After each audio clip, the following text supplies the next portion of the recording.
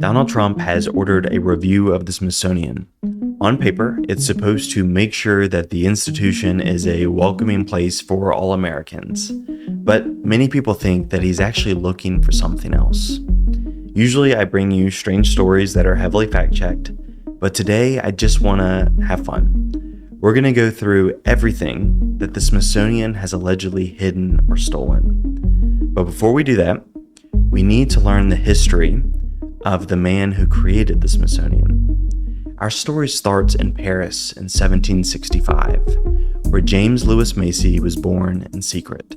He was the illegitimate son of a duke and a wealthy widow with a royal bloodline.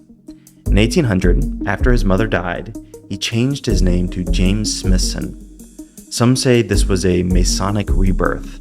One man metaphorically died and another was born with a new name.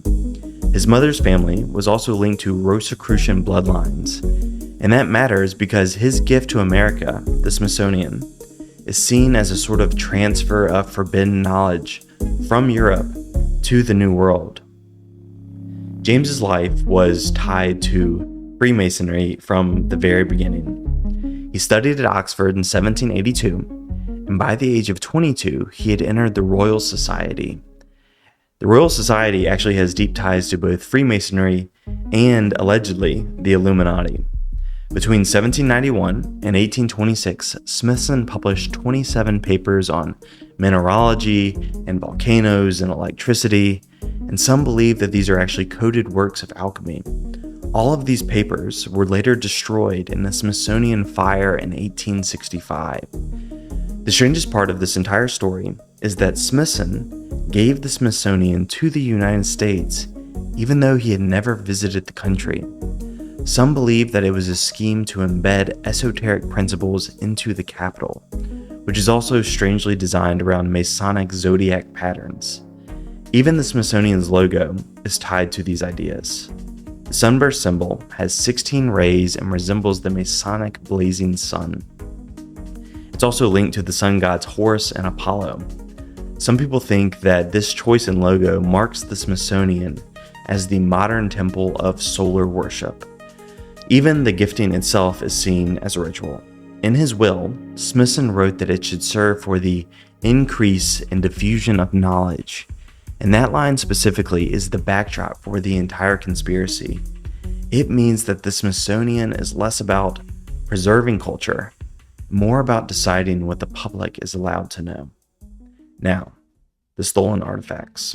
One story comes from West Virginia in the 1880s.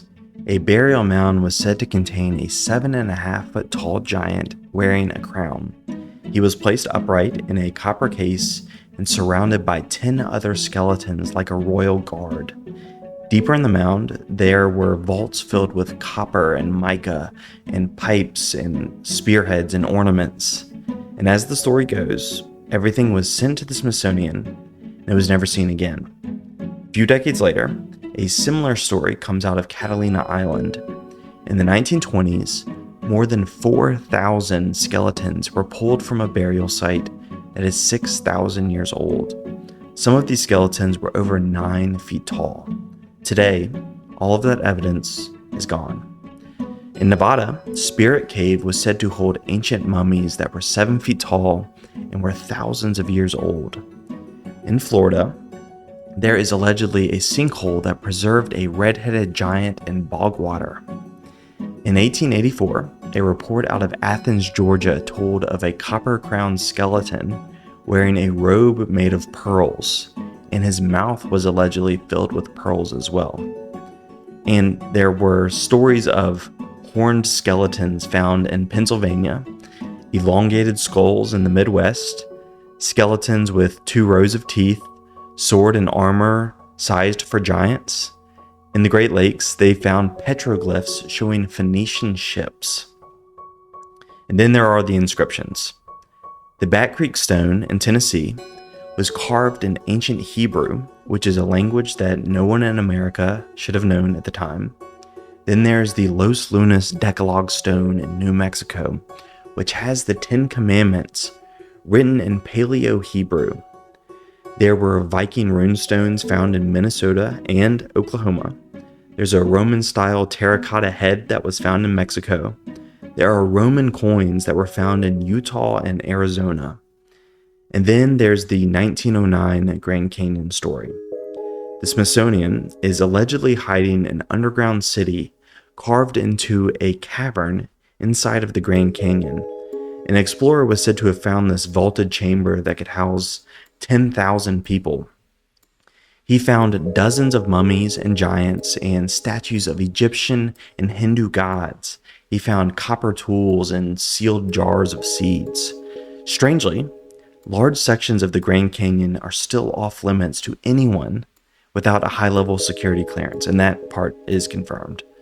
The Smithsonian still denies that this event ever happened. And then comes the really wild stories. Some say that the Smithsonian has crystal skulls carved from quartz that are said to hold holographic information about Atlantis. And they also allegedly have several alien artifacts and otherworldly meteorites with inscriptions. And this is just a small sampling of everything that's been alleged to have been stolen. I'm going to throw some other ones that I've seen on the screen here. If I've missed any, please put it in the comments. So, what do I make of all of this?